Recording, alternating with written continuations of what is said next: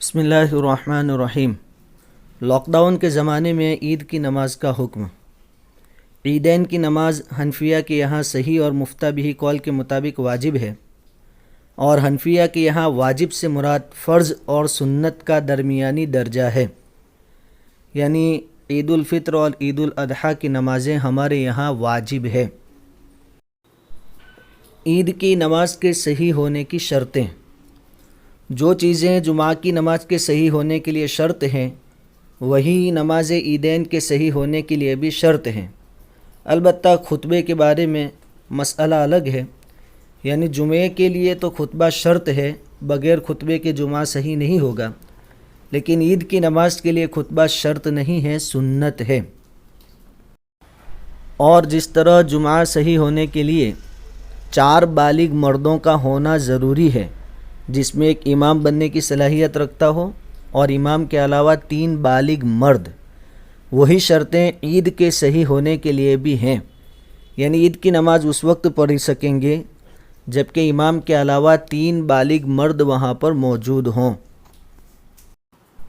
اس لیے lock down کے زمانے میں جس طرح جمعے کی نماز ادا کر رہے ہیں، اسی طرح عید کی نماز بھی ادا کر سکتے ہیں، یعنی جن شہروں میں اور بڑے دیہاتوں میں پہلے سے جمعہ ہوتی آ رہی ہے، وہاں پر 4-5 لوگ جمع ہو جائیں تو وہ عید کی نماز بھی پڑھ سکتے ہیں۔ اگر مسجدوں میں 4-5 لوگوں کی اجازت ہے تو 4-5 لوگ مل کر مسجدوں میں عید کی نماز ادا کریں، اور باقی کے لوگ جس طریقے سے گھروں میں جمعہ پڑھ رہے ہیں، اسی طرح گھروں میں عید کی نماز بھی پڑھ سکتے ہیں۔ 2-3 گھر کے افراد اگر ایک گھر میں جمع ہو کر پڑھنا ممکن ہو تو اس طریقے سے بھی پڑھ سکتے ہیں، اور اگر حکومت کی طرف سے اس پر بھی پابندی ہو تو ایک ہی گھر کے افراد، یعنی ایک ہی گھر کے لوگ جبکہ 4 بالغ مرد ہوں تو اپنے گھر میں عید کی نماز پڑھ سکتے ہیں۔ البتہ اڑوس پڑوس کے کچھ لوگوں کے آنے کی اجازت دینی چاہیے۔ اگر گھر میں نماز ادا کر رہے ہیں عید کی اور گھر کے مستورات بھی نماز میں شریک ہونا چاہیں تو ہو سکتی ہیں۔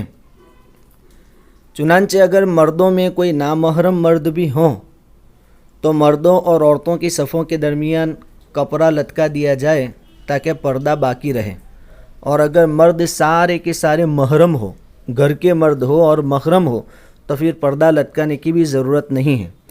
لیکن خواتین کو عید کی نماز کے لیے دوسرے گھروں میں نہیں جانا چاہیے، خود کے گھر میں ہو رہی ہو تو شریک ہو سکتی ہیں۔ عید کی نماز کی ادائیگی کا وقت۔ عید کی نماز کا وقت اشراق سے لے کر زوال تک رہتا ہے، لیکن عید الفطر میں یعنی رمضان عید میں تھوڑی تاخیر، اور عید الاضحیٰ میں یعنی بقرہ عید میں تھوڑی جلدی کرنا یہ پسندیدہ ہے۔ لیکن چونکہ اس سال لاک ڈاؤن کا مسئلہ ہے تو اشراق کے وقت عید کی نماز ادا کر لینا بہتر رہے گا، یعنی جیسے سورج طلوع ہو اس کے 15-20 منٹ بعد عید کی نماز پڑھ لینا بہتر رہے گا۔ عید کی نماز کے لیے اذان اور اقامت نہیں ہے۔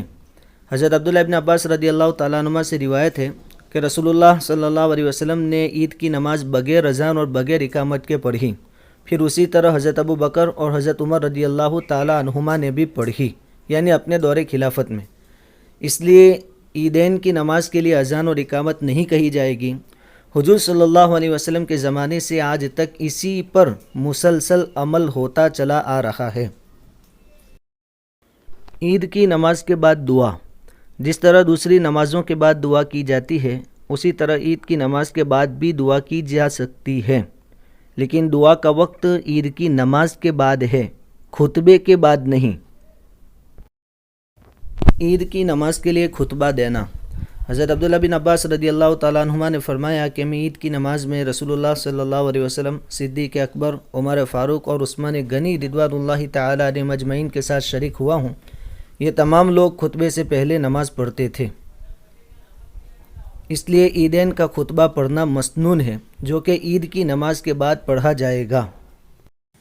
عید کے خطبے میں مستحب یہ ہے کہ پہلے خطبے کی شروعات میں 9 مرتبہ تکبیر پڑھے، اللہ اکبر، اور دوسرے خطبے کے شروع میں 7 مرتبہ تکبیر پڑھیں۔ معذور شخص کے لیے چاشت کی نماز۔ جو شخص عید کی نماز باجماعت ادا کرنے سے معذور ہو، ادا نہ کر سکتا ہو، وہ تنہا 2 یا 4 رکعتیں چاشت کی نیت سے پڑھ سکتا ہے۔ افضل یہ ہے کہ 4 رکعتیں پڑھیں، چاہے تو ایک سلام سے پڑھے، چاہے تو 2 رکعت کر کے 4 رکعت پڑھیں، لیکن اس میں عید کی نماز کی طرح زائد تکبیریں نہیں کہی جائے گی۔ نیز یہ نماز یعنی چاشت کی نیت سے جو پڑھے گا وہ واجب اور ضروری نہیں ہے، نفلی نماز کہلائے گی۔